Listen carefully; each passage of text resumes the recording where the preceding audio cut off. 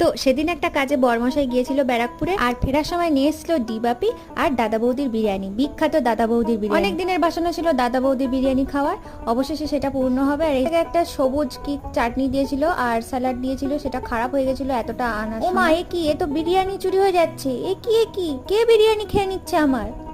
ওরে বাবা, বিরিয়ানি চোর। যাই হোক, থালায় ঢেলে ফেলেছি। এটা ডিবাপি আর এটা দাদা বৌদি। দুটো বিরিয়ানির রঙের কিন্তু বেশ পার্থক্য, একটা বেশ হলুদ হলুদ আর দাদা বৌদি বিরিয়ানিটা একটু কালচে ব্রাউন টাইপের। তো প্রথমে ডিবাপি ট্রাই করলাম, তারপর দাদা বৌদির বিরিয়ানিটা খেয়ে দেখলাম দাদা বৌদির বিরিয়ানিটার চিকেনটা একদম নরম ছিল, সুসিদ্ধ ছিল, একদম হাড় থেকে খুলে বেরিয়ে আসছিল, যেমনটা ইউটিউব অনেক ভিডিওতে দেখেছিলাম সেরকম। দুটো বিরিয়ানি খেয়ে মনে হলো মানুষ এত কেন পাগলের মতন দাদা বৌদি করে আমি জানি না, তবে দাদা বৌদির বিরিয়ানি খেয়ে পাগল হয়ে যাওয়ার মতন কিছু নেই। আমার তো মোটামুটি লাগলো, ডিবাপিটাও সেরকমই সাধারণ মোটামুটি। এদিক থেকে আরসালান বিরিয়ানিকেই আমি এগিয়ে।